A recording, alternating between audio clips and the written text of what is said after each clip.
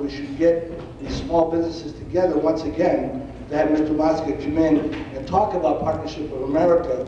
And we're all small business people, I am as well as you know. And give us some hints and give us some tips of what's successful in this great United States, because Lou and his company are terrific. And when I hear them and listen to them at the U.S. Conference of Mayors, it's an incentive for all of us. So without further ado, Lou, let me introduce you. Lou Mosca, Partnership of America. I'll figure it out. All right. You want to help them with the slides? Does he need any help? You can manage, okay. Good morning, everyone. How are you today? Good. Good. You know, a rainy morning, and my feeling about business and meetings is that meetings should be short and to the point. You know, I don't like long, drawn-out anything. So this will either be 5 minutes, 10 minutes, or 15 minutes, and it's going to be based on you folks, not based on me. Okay? So first of all, I want to thank Henry and Robert and Mayor Frank and everyone that worked in my organization and the Conference of Mayors to just get us to come down here and spend the time and schedule the time to be with you. There are hundreds and hundreds of mayors in the United States Conference of Mayors, and we've been associated with the conference through my company for about 17 years now, and no mayor seems to have the passion and the zeal for what goes on in his or her community more than Mayor Ortiz. So I'd like to give a round of applause to Mayor Ortiz. And a brief round of applause to Robert and Henry, because you guys really do have an incredible chamber here, folks. And around the country where we visit a lot of mayors, we were in New Jersey last month, and we were in Connecticut the month before. You know, a lot of chambers and city officials, just, it's not always as easy as you think. So you guys do a really good job here, putting a lot of issues aside and working together. So, slides, but I put them up there anyway, okay? So, first question I have for you is how many owners are in the room? Business owners. Cool, that's great, okay? And how many started their own business? Okay. Do you remember why you started your own business? Yeah. Yes, sir, why? I needed to help my mom. Okay. There's a reason I chose, they always told me you have to have a big why if you're going to succeed in anything. So my why was my mom. Okay. That's good. Was it health reasons, financial reasons? Both. Okay. Yeah. Okay. Happy you went into business for yourself? Yeah. Good. Anybody else? Henry. Worked for corporate America for 10 years. Got tired of doing that, answered Right. to someone else, and quit on the day before Thanksgiving. There you go. That's cool. Okay. So, how many owners are second or third generation? Your father, your grandfather, your grandparents started the business? Okay. How many of you wish you weren't an owner? Now, it's funny. I'm not that original. I do these questions every time, as Jeff Bean would testify from the Conference of Mayors, and everybody laughs when you get to that question. How many wish you weren't an owner? And you chuckle in your heart. You're happy being an owner. It's the angst and the problems that make your head explode from time to time. You know, especially when you think you're on an island by yourself, and to a degree you are. You really are. Okay. So the owner of my company, his name is George Cloutier, he says all the time that small business just is not sexy. So if Google wants someone's attention on Capitol Hill, they're going to get it. All right? And if Apple wants it or IBM wants it, they're going to get it. Who are you going to go talk to? Okay? Mayor Ortiz.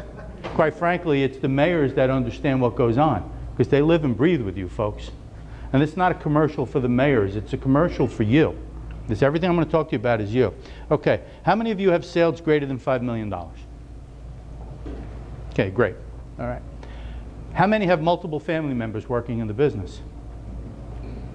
Cause any issues from time to time? Can be challenging. Can be challenging to have multiple family members in the business. So,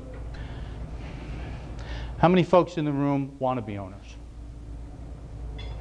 Okay. You want to be an owner? Okay. We did this already. Thank Mayor Ortiz, Frank, Henry, everybody else that participated to get us here. So when we travel around the country, we ask a lot of questions. And we meet a lot of business owners. And I will tell you, when we come and meet business owners, we're never looking for you to do business with us. Those folks that want some help, they can contact us. What we're trying to do is give you one thing you can take back with you, just one. Okay? So recently I said we were in Connecticut and we were in New Jersey with Colonial Life, with the SBA, doing some small business programs.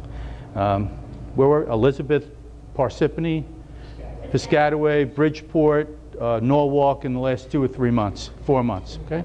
And we asked them a bunch of questions, and I'm going to ask you the same questions.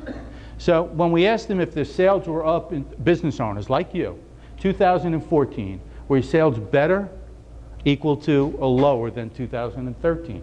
What do you think most of them said? Better. About 55% said better.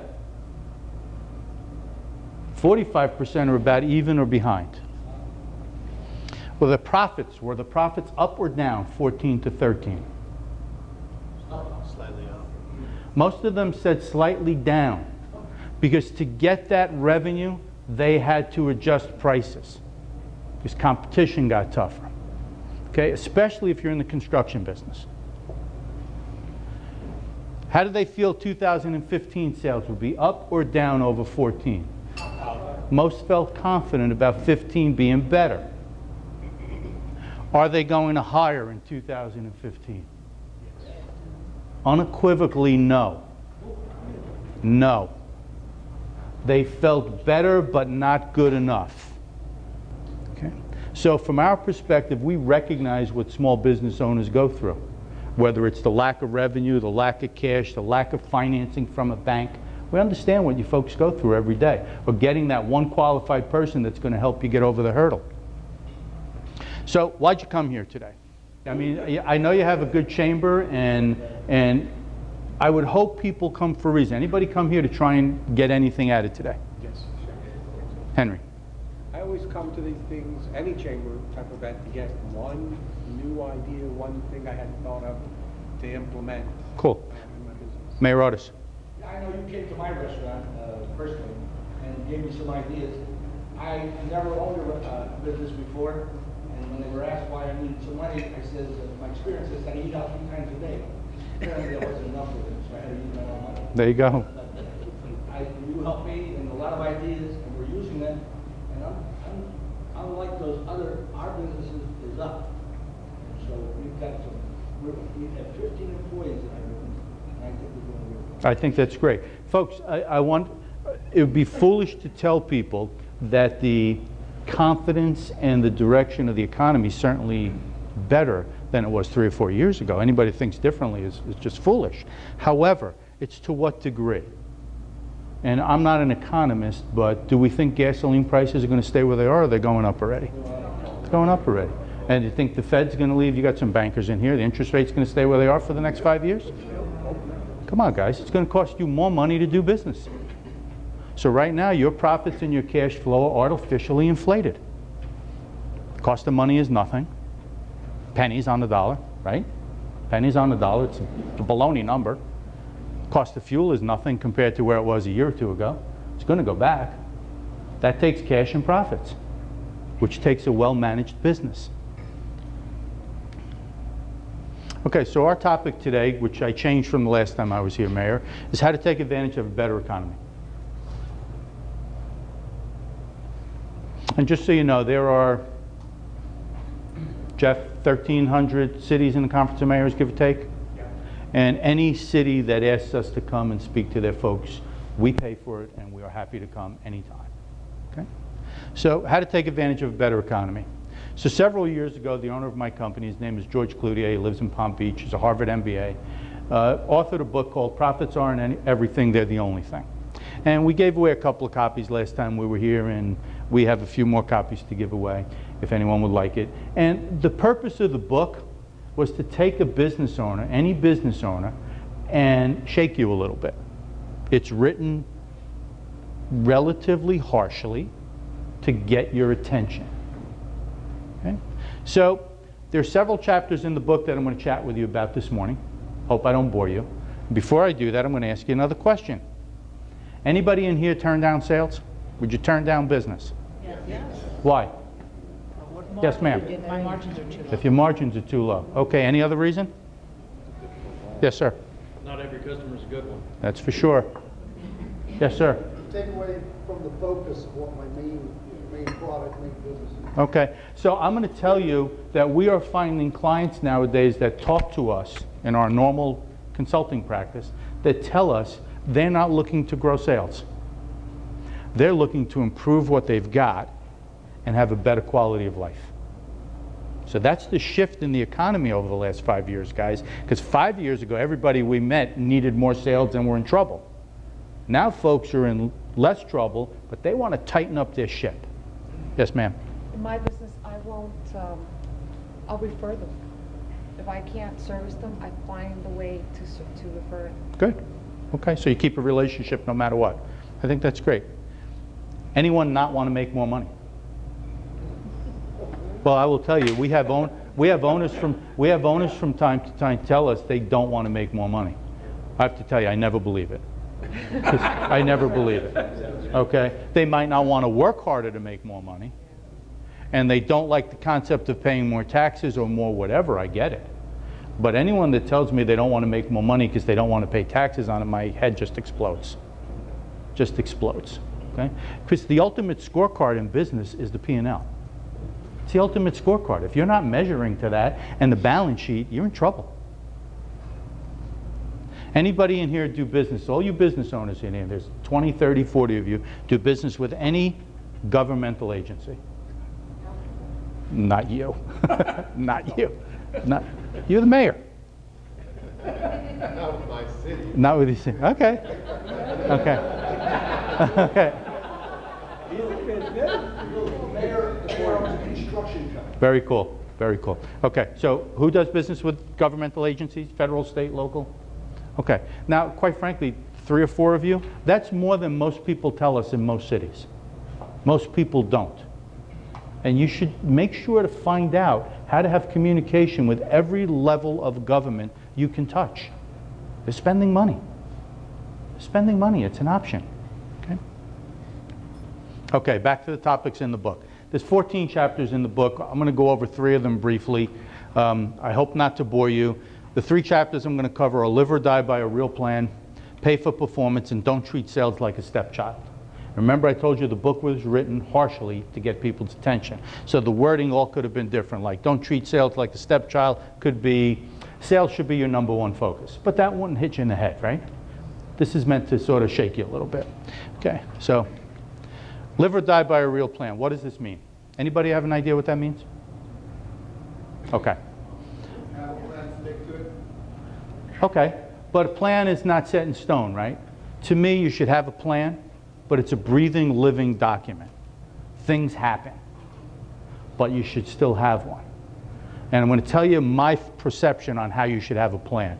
Because you're sitting there saying to yourself, well, my business does $1 million a year. I don't have time to put together a business plan and teach my 3 people what to do. And I'm going to tell you you're wrong. You're just wrong. Okay? What is a real plan? And who's the plan for? So a lot of small business owners we meet with tell us their plan is to do $3 million this year in sales. And by the time they get to May, they're on a run rate to do $2.5 million. So now their plan is $2.5 million. That's not a plan. That's conversation. It's actually a lousy one, but it's conversation. Okay? So let's define what a real plan could and should look like. Establish sales targets by month, by type of business, with the margins that you want, right? Because sales for the sake of sales are meaningless. And you want customers or clients that allow you to get the margins you want within reason. You're going to have to compromise from time to time. And they pay you on your terms. Because if you're not getting paid, your margins are shrinking. You become the bank. Speaking of banks, lines of credit are not your money, by the way. It's not your money. Establish sales target by sales reps. Somebody's a printer in here. If somebody was a printer, I thought I saw. And if you have outside sales reps and inside customer service reps and they're married together, however you do your business, what's your sales margin, new account penetration that you expect from every rep every month? And how are you holding them accountable? Geographical targets for new accounts. Establish a timeline, a role, an expectation that you expect from your people in writing. In writing. Hold them accountable to it. Hold yourself accountable to it. Set expense budgets, fixed and variable. Set your owner's compensation. If you're an owner that doesn't work in your business, you shouldn't take a salary. You should take the profit. If you're an owner that does work in your business and you have a functional role that you would have to pay someone else to do that role, you should pay yourself for whatever that role is, and the profit is your return on your investment. You're the one at risk. If you would have to pay a general manager $90,000 to do the job and you're functioning as the general manager, you should pay yourself $90,000 a year. But if your profit should be your business should generate 6% a year in profit, you should make 90 grand as a functional manager and 6% profit on whatever your revenue is.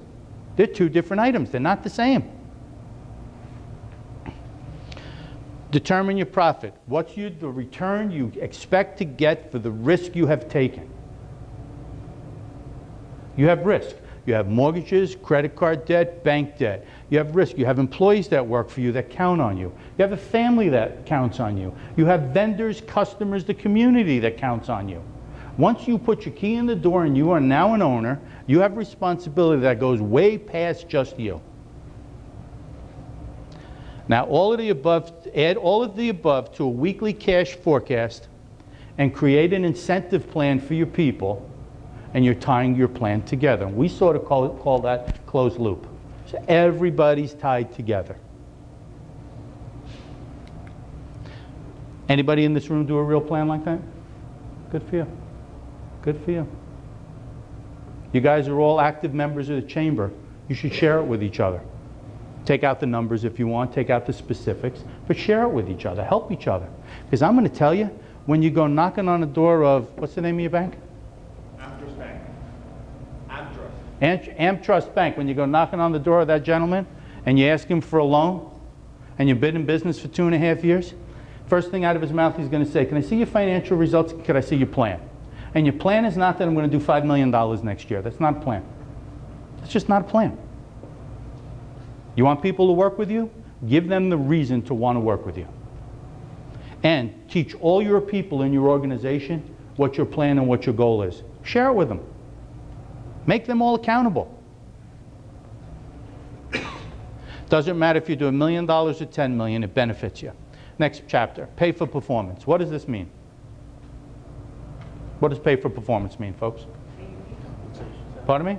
Pay your people. Pay your people. Well, you got to pay them anyway, don't you? Well, pay them based on whether it's based on and incentivized. Okay. Anybody else? That's good. Okay, pay for performance for us. I'm not going to get into a tremendous amount of detail. We believe pay for performance should drive incremental sales, incremental profit, and reward extraordinary blah, blah, blah.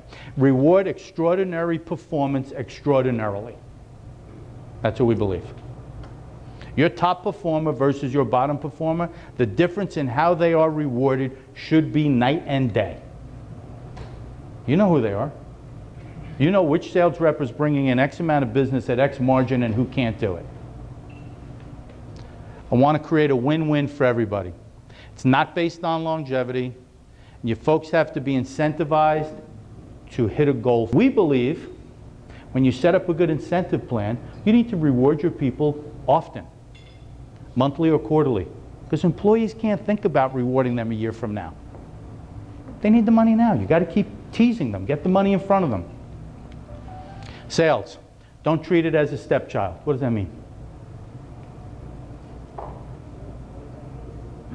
Don't treat it as a stepchild. Don't hope it's just going to happen.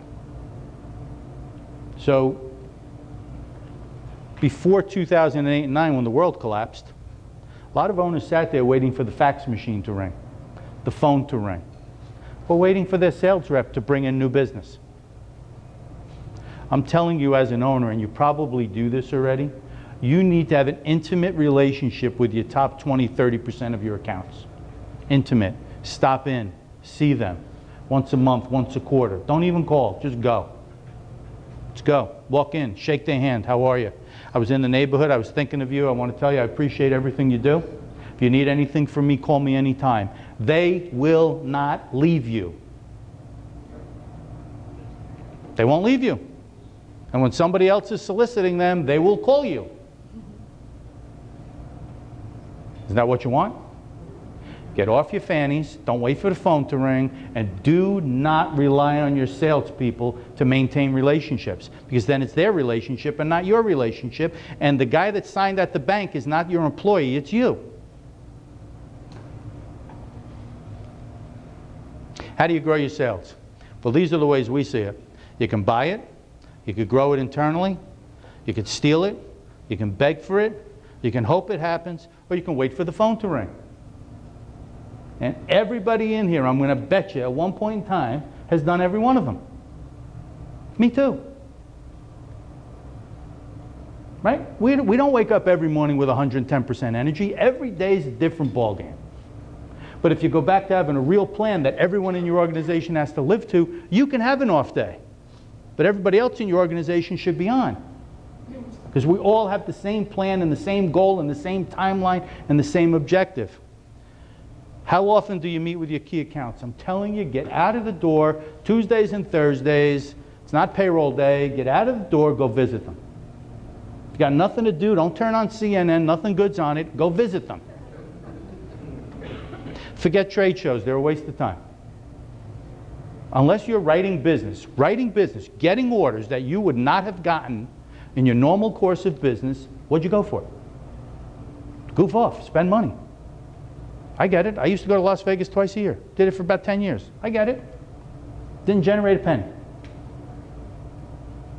Waste of time. Waste of time. Go visit your key accounts. Trust me, that's going to be more valuable than going to some trade show. And whatever deal your supplier is going to sell you at the trade show at 10% off, they're going to sell it to you next week too. Come on. 3-foot rule. Anybody have an idea what that is? Yes. Oh man. Anybody within your 3-foot radius in front of you, you greet them or make eye contact or smile. Why would you do that? To to start a relationship, to break the ice, to talk to them. Why would you do that? To sell big sales, to grow sales. Because you are the best ambassador for your business. Exactly. Lou Mosca, American Management. How you doing? John Meyer, Nice to meet you, John. How's Pleasure. things going? Very well. Good. You want to go to the bar? Yeah. Okay. You are the best ambassador for your business. If there's anyone within 3 feet of you that you're not saying hello to and slipping a business card to, you're not working on your business.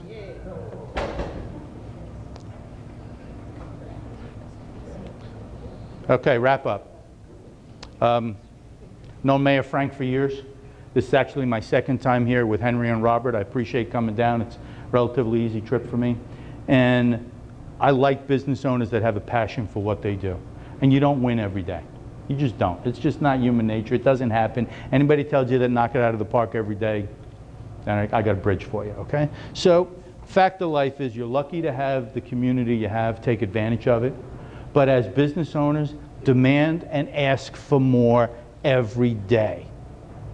Push and ask for more every day of your employees, of your business relationship, your insurance agent, your banker, your staff, your customers, your vendors, your community activists. Ask for more every day. Should be part of your plan. Should never let up on it. Yes, sir.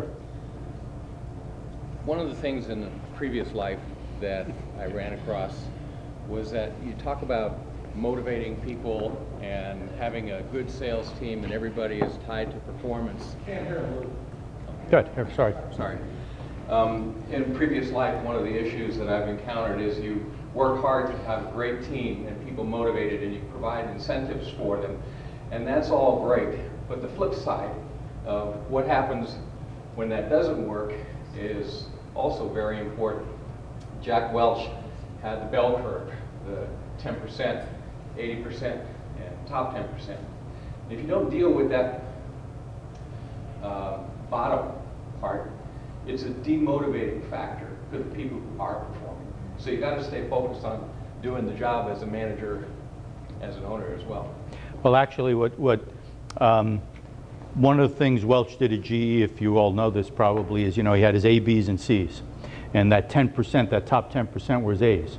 And then there was this next section that were Bs, and they were going to determine if they were going to train them to death to try to make them into As. And the Cs, they didn't have a long life cycle. And the reason they did that was not to hurt the individual, but it was to keep the top folks incentivized for wanting to keep knocking it out of the park. I'm not a proponent of shooting employees. I am a proponent of training them and mentoring them till they either get it or they go. They get it or they go, specifically not to hurt them financially, because I take it very solemn to put someone out of work. I think that is a horrible place to be. But they put themselves out of work if they don't dance to what we need to do. Yes, sir. Welsh in his later years, he's working with Simon Sinek at Columbia. He's admitting that that was a little bit too harsh, that bottom 10%, the way he cut it out. And in Simon Sinek's work at Columbia, he's saying you've taken the circle, that type of atmosphere takes a circle of safety away from your employees, and it brings a negative intonation to a corporation. And he's totally against it. He's more in favor of Jim Senegal Costco, where you have a circle of safety for all of your employees. Okay. So let me tell you what I think about that for a second. I think that good employees, as I said before, I don't believe in hurting people and shooting them. I believe good employees should get the best opportunity possible, but they also have to step up. He also had a philosophy of being number 1 or 2 in every industry, and that didn't always work out either. So I think great business leaders are not afraid to look in the mirror and say, maybe I made a mistake. Maybe I made a mistake, so I don't know. Yes, sir. As a new business owner, I just wanted to go back to the very first chapter that you talked about a plan, and ask you how often that you do this plan, and do you have a plan for 1 year, for 1 month, for 1 week, or 5 years and 10 years? And how often you go back and revisit those plans and redo them for your business? Okay, so I'll talk about my business, okay? So we are a privately owned company. We have about 100 employees. I am not the owner of the company. We do a business plan every year. We retweak it once a month. Okay, it doesn't mean we want to change what our goals are, and we lay it out for 5 years in advance. So what we do is we start with where we want to be 5 years from now, and then we work it backwards. Okay, and then I don't share all of the 5-year plan with everybody. I share the 5-year plan with the top people, and everybody else in the organization, I share the 1-year plan. Because I don't think most employees can envision 60 months from now, since most of them are concerned about their mortgage payment in 3 weeks. Okay, now we pay our people pretty well, so it's not a money issue. It is strictly a keep them locked into their zone issue.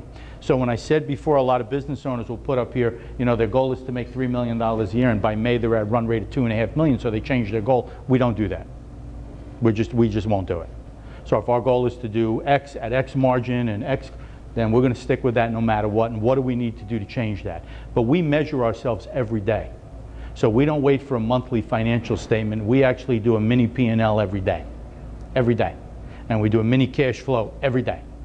So our business on a weekly or a monthly basis is never going to get out of hand. It's just not. If we're going south, we know about it on Monday, not at the end of the month. We also don't do monthly financials, by the way. We do periods. We do 13 4-week periods. The reason we do that is because every month has a different amount of days. Some months have 5 Fridays in it, right? And then you sit there and you say, you think you had a good month, but you had a 5th payroll, your head's going to explode. Where'd the money go? I don't know what to do, blah, blah. We don't do that. We do 13 4-week periods. So every period is identical from year to year and period to period. It's 4 weeks to 4 weeks to 4 weeks to 4 weeks. There is no juxtaposition. It's just identical. Yes, sir.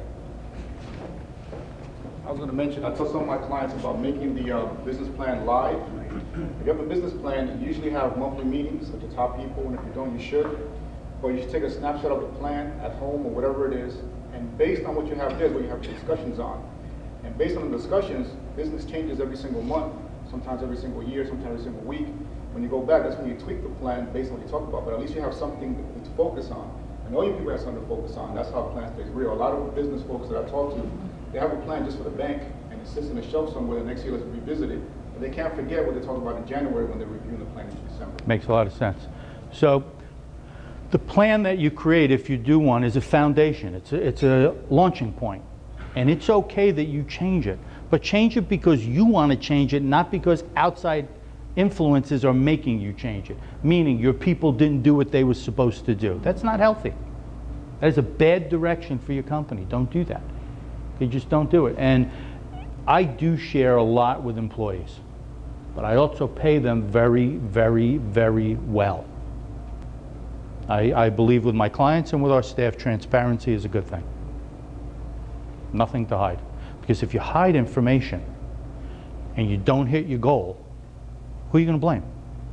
This is not about a blame game. This is about an execution game, so they can have a better life for their family and I can have a better life for my family. That's what you're in business for. So you went into business to protect your mom. A lot of people go into business because they don't want to work for anybody anymore. They think they could do it better. But when you're in business to create wealth for yourself and to be a good corporate steward in your community. You can't be that good corporate steward if you are not successful. And success is profit and cash flow. Profit and cash flow. Profit and cash flow. That's success. I'm going to leave you with this, okay?